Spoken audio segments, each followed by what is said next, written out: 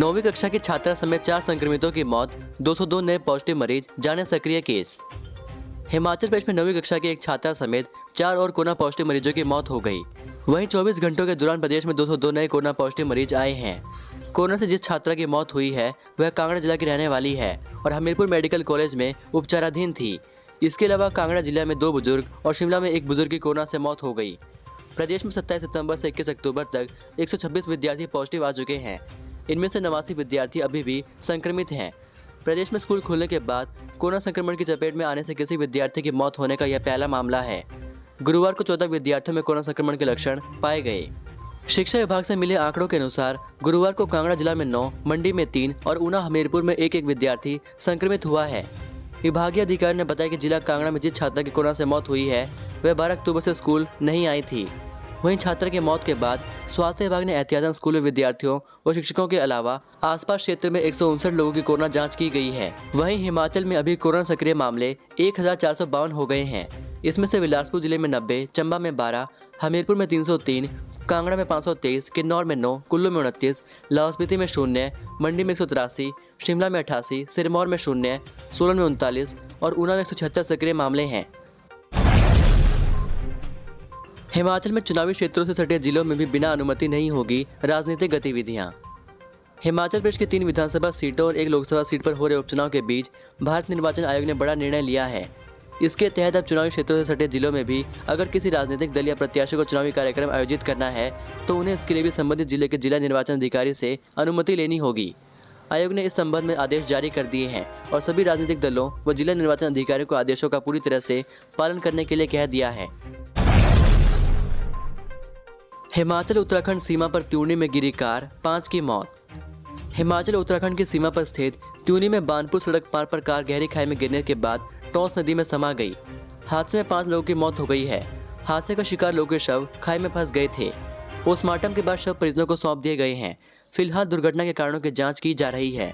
हादसा गुरुवार को हिमाचल उत्तराखंड की सीमा पर स्थित त्यूनी में बानपुर सड़क मार्ग पर हुआ। हादसे में मारे गए लोगों में 1 महिला सहित 3 पुरुष और एक 13 वर्षीय बालक शामिल है। जानकारी के अनुसार ऑल्टो कार में एक ही परिवार के 5 लोग सवार थे। ऑल्टो कार अनियंत्रित होकर खाई में गिरने के बाद टॉस नदी में जा गिरी। किन्नौर के छितकुल में लापता 5 ट्रैकरों के शव मिले, 4 की तलाश जारी। उत्तरकाशी के हर्षिल से छितकुल की लमखागा दर्रे की ट्रैकिंग पर निकले लापता 11 ट्रैकरों में से 5 के शव मिल गए हैं। सेना ने गुरुवार को 2 घायलों को रेस्क्यू कर लिया है, जबकि 4 अभी भी लापता हैं। मौसम खराब होने की वजह से शवों को हेलीकॉप्टर से रेस्क्यू नहीं किया गया है। एक घायल मिथुन को सेना अपने साथ उत्तरकाशी ले गई है, जबकि दूसरे का इलाज सेना के कैंप में चल रहा है। सेना शुक्रवार को शवों को निकालने के साथ लापता 4 लोगों की तलाश करेगी। कुल 17 लोगों के दल में 6 पोर्टर खुद ही सांगला पहुंच गए थे। इन्होंने ही 11 पर्यटकों के फंसे होने की सूचना दी थी।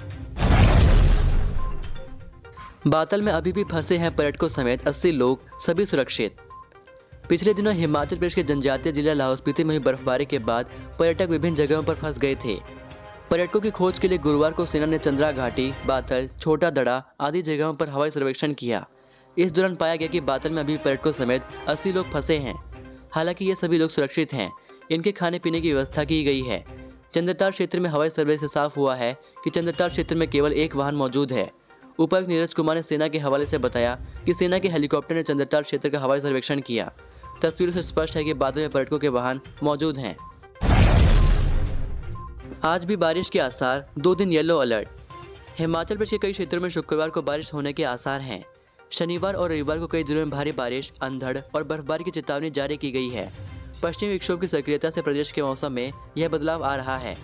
25 अक्टूबर को भी मौसम खराब बना रहने का पूर्वानुमान है। प्रदेश के मौसम में बदलाव से सुबह और शाम के समय ठंडक बढ़ गई है। बुधवार रात को केलांग में न्यूनतम तापमान 0.9 डिग्री सेल्सियस दर्ज किया गया। गुरुवार को राजधानी शिमला सहित प्रदेश के अधिकांश क्षेत्रों में मौसम साफ रहा। 5वीं से 7वीं कक्षा के विद्यार्थी स्कूल बुलाने पर दीपावली के बाद होगा फैसला। हिमाचल प्रदेश में 5वीं से 7वीं कक्षा के विद्यार्थियों को स्कूलों में बुलाने का फैसला दिवाली के बाद होगा। उपचुनाव के चलते सरकार अभी छोटी कक्षाओं के लिए स्कूल खोलने के पक्ष में नहीं है। कोरोना संक्रमण के मामले नहीं बढ़े तो 8 नवंबर से 5वीं से 7वीं कक्षा के लिए स्कूल नियमित खुल सकते हैं। आगामी फैसले तक प्रदेश में 8वीं से 12वीं कक्षा के विद्यार्थियों की नियमित कक्षाएं स्कूल में जारी रहेंगी। 4 नवंबर को दिवाली का पर्व मनाया जाएगा। इस दौरान स्कूल में 5 दिन का अवकाश रहेगा। ऐसे में सरकार अभी 5वीं से 7वीं कक्षा के विद्यार्थियों को स्कूल में बुलाने के लिए तैयार नहीं है। दिवाली के बाद अगर कोरोना संक्रमण के मामलों में कमी दर्ज हुई तो स्कूलों में नियमित कक्षाएं शुरू हो सकती हैं। शिक्षा विभाग स्कूल खोलने के लिए सरकार के फैसले के इंतजार में है। फीस जमा नहीं करवाने पर देरी से परीक्षा में बिठाए विद्यार्थी। सोलन के एक निजी स्कूल में फीस जमा न करवाने पर 9वीं कक्षा के विद्यार्थियों को परीक्षा में देरी से बैठाया गया। अभिभावकों के विरोध पर MRADB स्कूल प्रबंधन ने सभी बच्चों को परीक्षा में बैठाया। अभिभावकों ने स्कूल प्रबंधन पर फीस जमा न करवाने वाले विद्यार्थियों को परीक्षा देने के लिए सिर्फ आधा घंटा का समय देने का आरोप लगाया है। स्कूल प्रबंधन कोविड के बीच ऑनलाइन कक्षाएं लगाने पर भी कंप्यूटर साइंस प्रैक्टिकल की फीस मांग रहा है। बच्चों ने ऑनलाइन कक्षाओं के दौरान इस तरह की कक्षाएं स्कूल में नहीं लगाई हैं। अभिभावकों ने आरोप लगाया कि उनके बच्चों को फीस को लेकर अपमानित किया गया है। कुछ बच्चों को परीक्षा में बैठाया गया था, जबकि फीस न देने वाले बच्चों को परीक्षा हॉल से बाहर रखा गया। स्कूल प्रबंधन ने शुल्क जमा कराने के लिए फोन किए, जिससे बच्चों को शर्मिंदा होना पड़ा। BBN में भी कई ऐसे मामले आए हैं। बच्चों को स्कूल से निकाल भी दिया गया था। हिमाचल शिक्षा बोर्ड 6 दिसंबर से आयोजित करेगा 10वीं और 12वीं कक्षा की प्रैक्टिकल परीक्षाएं। हिमाचल प्रदेश स्कूल शिक्षा बोर्ड शैक्षणिक सत्र 2021-22 की टर्म 1 की प्रैक्टिकल परीक्षाएं 6 दिसंबर से लेगा। प्रैक्टिकल परीक्षाएं 20 दिसंबर तक होंगी। 10वीं की प्रैक्टिकल परीक्षाएं 6 से 10 दिसंबर और जमा 2 की प्रैक्टिकल परीक्षाएं 13 से 20 दिसंबर तक होंगी। स्कूल शिक्षा बोर्ड के अध्यक्ष डॉक्टर सुरेश कुमार सोनी ने बताया कि शैक्षणिक सत्र 2021-22 की टर्म 1 में 10वीं और 12वीं कक्षा की प्रैक्टिकल परीक्षाओं का संचालन आंतरिक रूप से स्थल पर प्रश्न पत्र सेट कर निर्धारित की गई तिथियों में होगा। प्रैक्टिकल परीक्षाओं के लिए बोर्ड स्कूलों को प्रश्न पत्र मुहैया नहीं करवाएगा, बल्कि स्कूलों को अपने स्तर पर ही प्रश्न पत्र सेट करना होगा। पेंशनरों को केंद्र सरकार का दिवाली गिफ्ट 3% बढ़ाया महंगाई भत्ता। केंद्र सरकार ने कर्मचारियों व पेंशन धारकों को दिवाली का तोहफा दिया है। मोदी कैबिनेट ने महंगाई भत्ता और महंगाई राहत में 3% बढ़ोतरी की है।